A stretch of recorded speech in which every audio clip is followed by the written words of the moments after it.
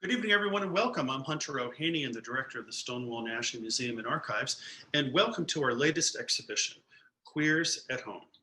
We are pre-recording this simply because we've had a little bit of a problem here at the library today with regard to internet. So this is something that we recorded on today, what's today's date? 17th. December 17th, 2020. And so we'll be broadcasting this live this evening. So for those of you who are seeing this at 5 or 6 o'clock, hello, and we're doing it today, this afternoon. If you are a newcomer to the Stonewall Library, we have the largest LGBTQ library in the world, I'm told, 28,000 books.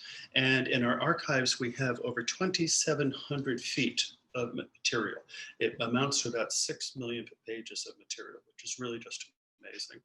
In addition to doing these virtual walkthroughs of our exhibitions, each week we do a virtual talk, and those are usually on either Tuesday, Wednesday, or Thursday nights. You can sign up for our newsletter at stonewall-museum.org.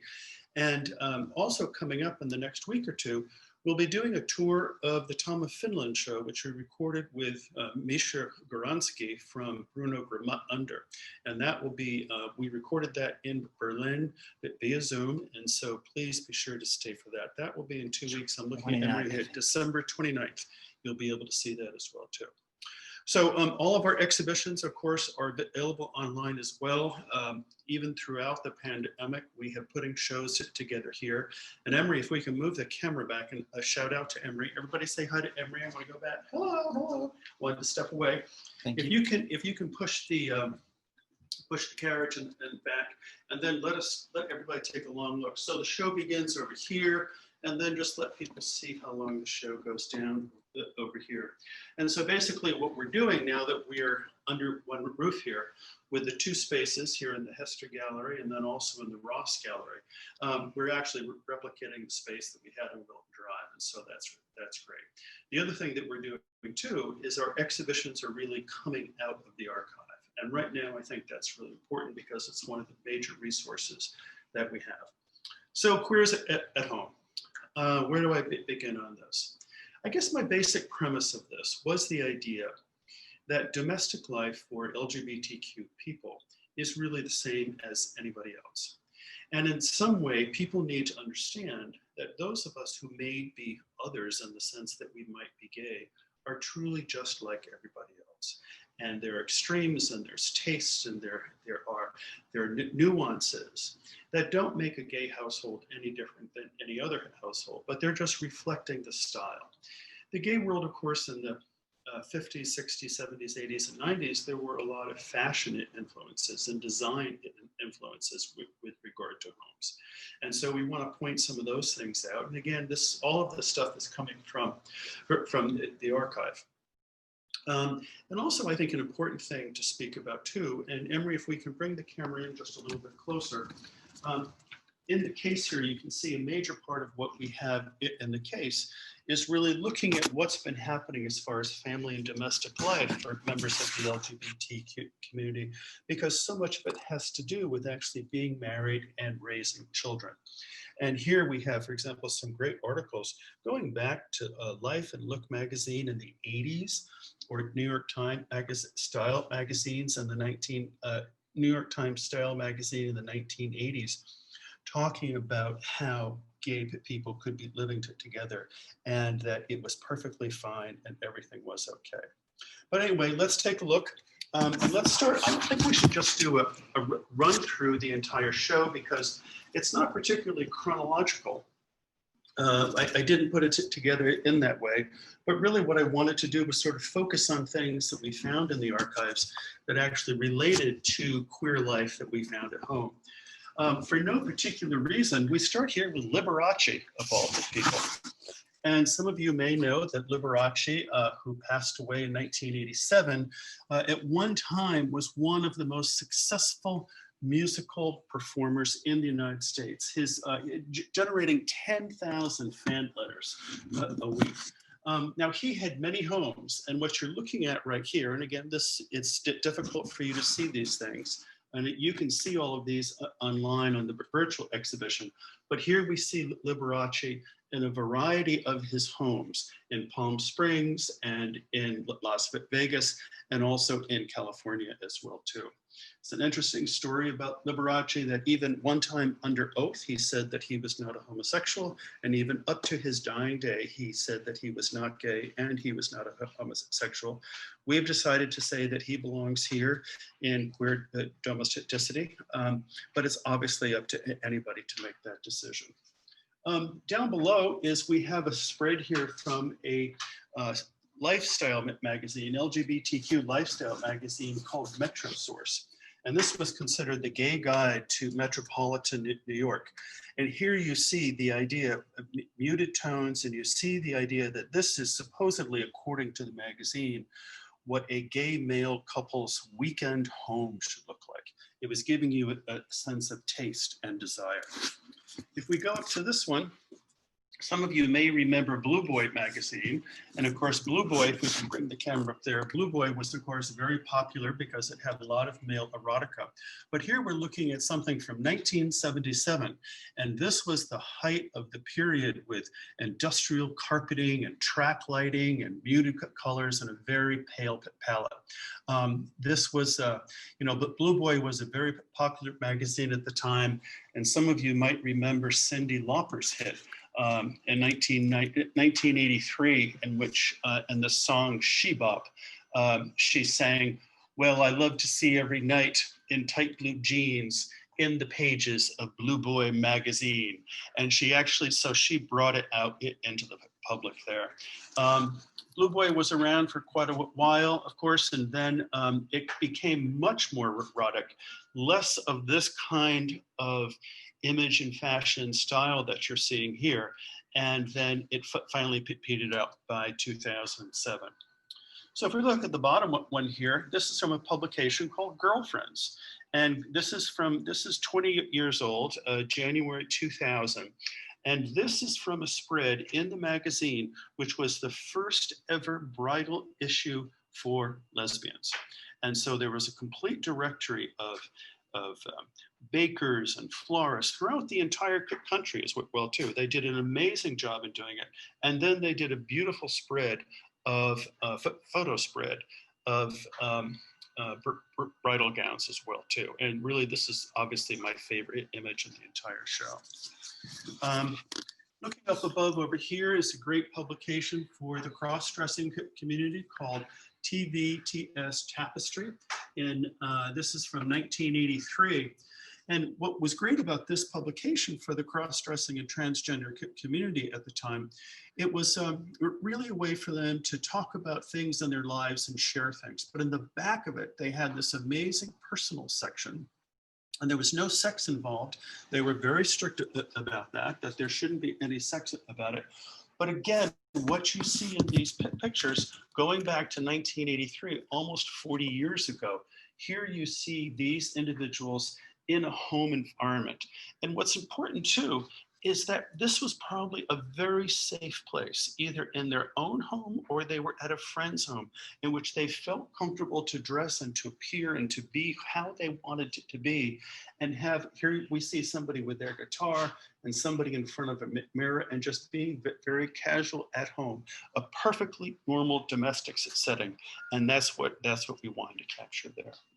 If we look down below, we see something from The Advocate. And many people are aware that The Advocate has been around since the early 1970s. And this particular article was written by Randy Schultz. And many people know that Randy, of course, wrote a number of very notable books.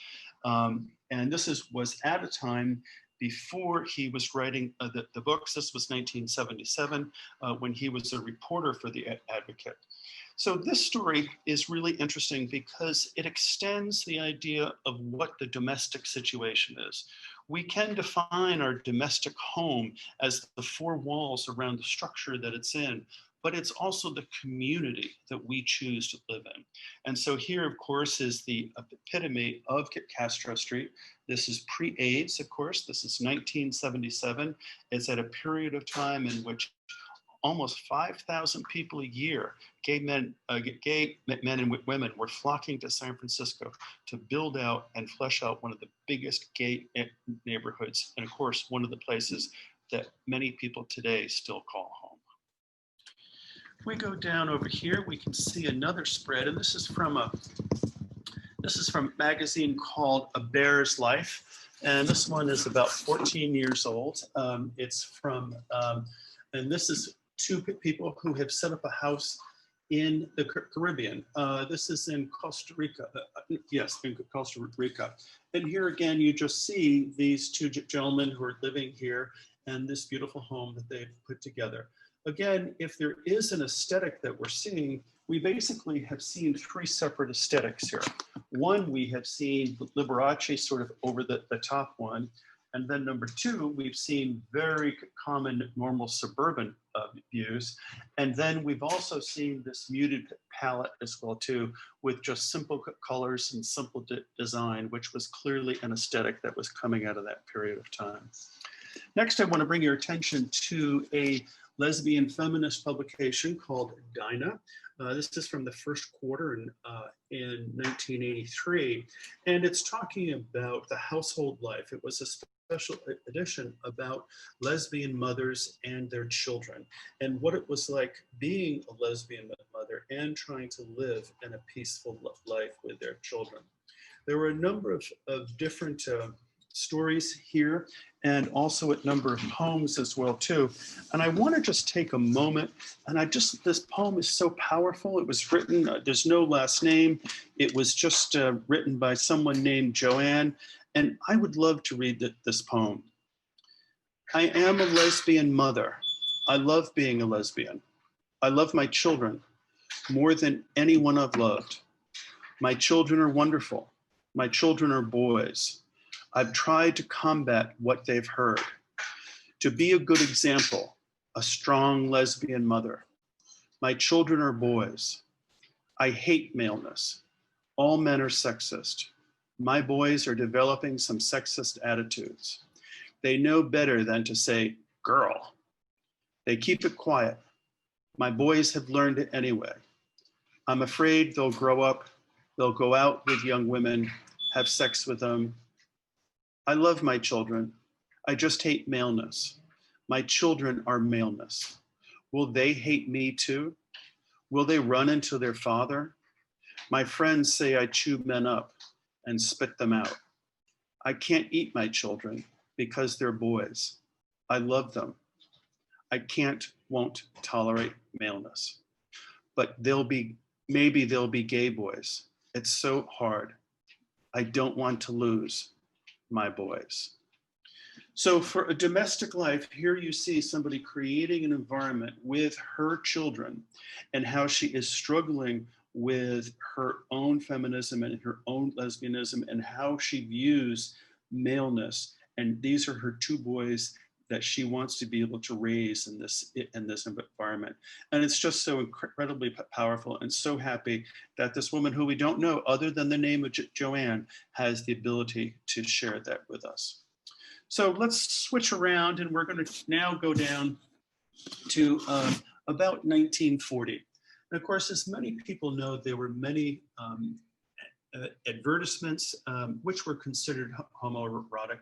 And this is one for a bourbon called Four Roses. And I can't quite tell if it's from Life magazine or from Look magazine.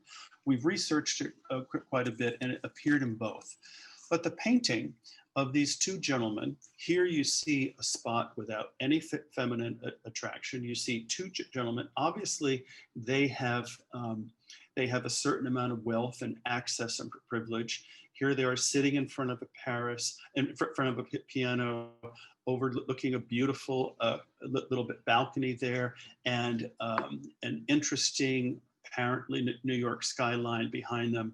And the two of them, without any feminine influence whatsoever, these two men are sharing a cocktail at the end of the day, toasting each other under the title of Strictly Off the Record. This is clearly sending a signal about the idea that this was a domestic scene of some sort for these two gentlemen.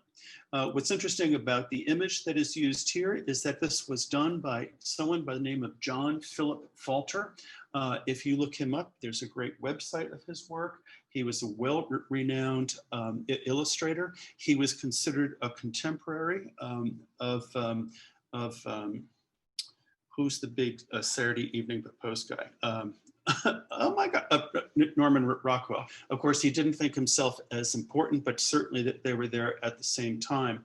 The original painting for this piece recently sold in 2017 at auction for $21,250, which is really sort of astonishing. And it was only about maybe 3 feet by 2 feet.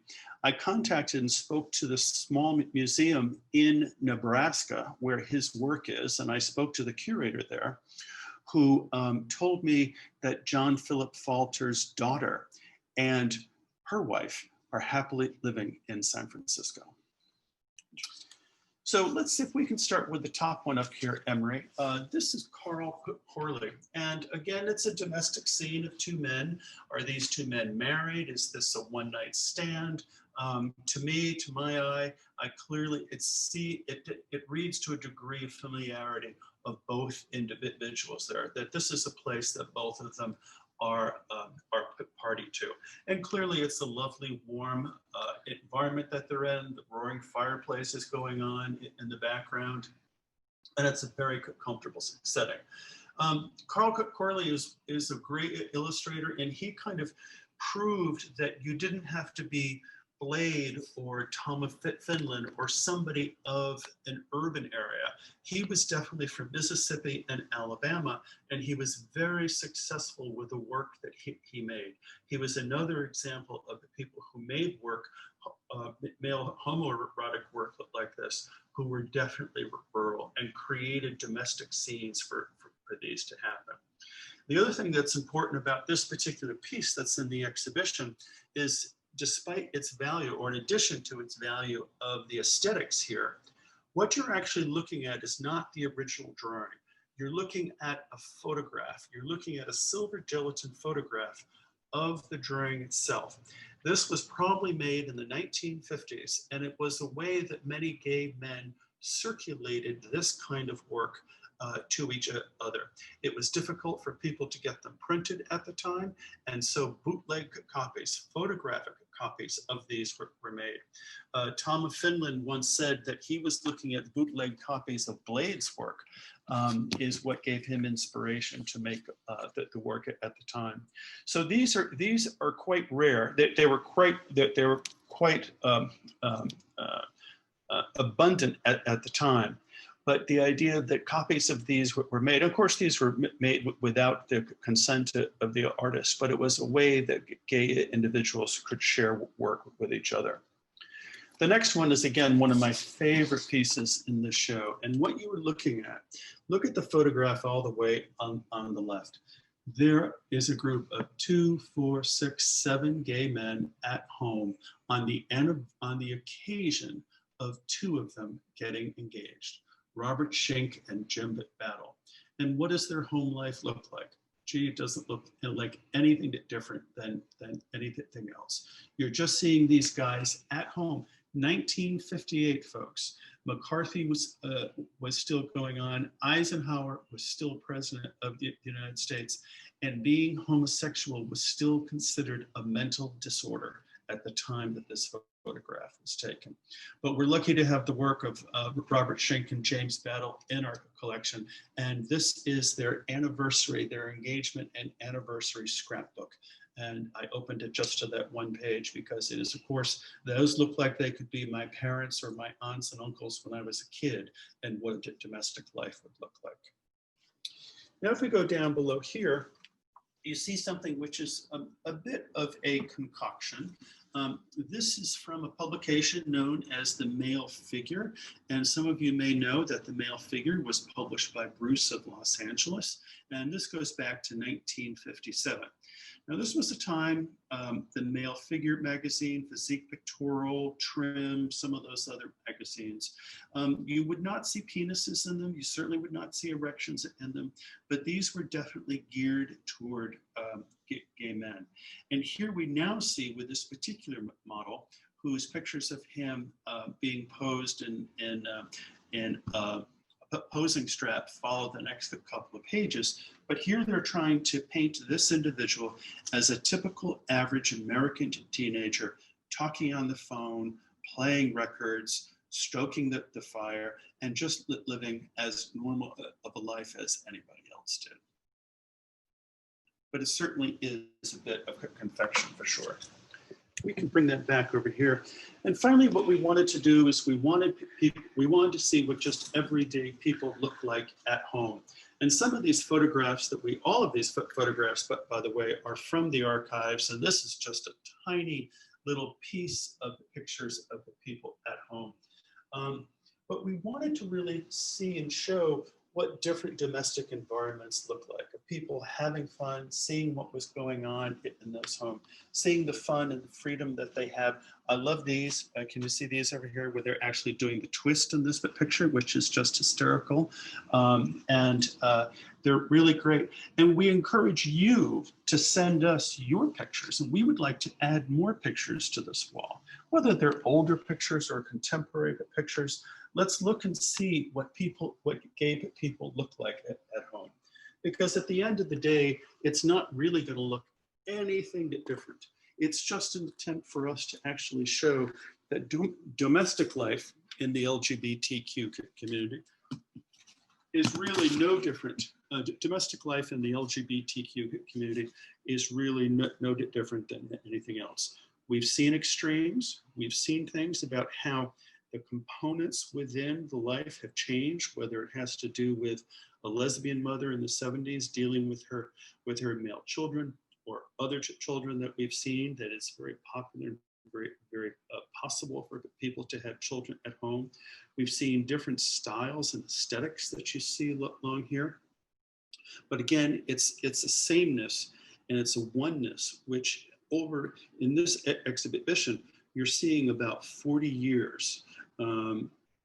Actually, you're seeing more than that. You're seeing close to 60 years of time here. And the variation is not terribly dramatic. Yeah, there were a few periods in which you might, particularly during the 70s, where you saw a lot of stuff looking exclusively at, like, this is what a gay man's house should look like with the industrial gray carpeting and the track lighting. But the rest of it is just normal domestic life. And so that's the wonderfulness about bringing it. So anyway, it was great to bring this to all of you. This exhibition will be up until the end of December, and it's possible that it may be up until through January as well too. The next show that we're planning involves a local art group here, and we're talking about dates, and so some of that stuff may move around, but always be sure to check the website and you can see those things. Be sure to sign up if you haven't for our newsletter to get the virtual programming. And also we announced this week that we're beginning to start digitizing some of our archives here, which is really amazing. We've been working on that behind the scenes this past summer. It's been great. And so if you go to our website, I believe the number is 47% of our non-erotic serials are now available online, which is really just astonishing. And you'll be hearing a few more announcements in the coming weeks about our efforts with regard to digitization. So everybody stay safe. If I don't get to see you in person before then, I hope you have a great holiday season, and just keep on keeping your comments coming because they're very helpful for all of us. So see you all later. Bye.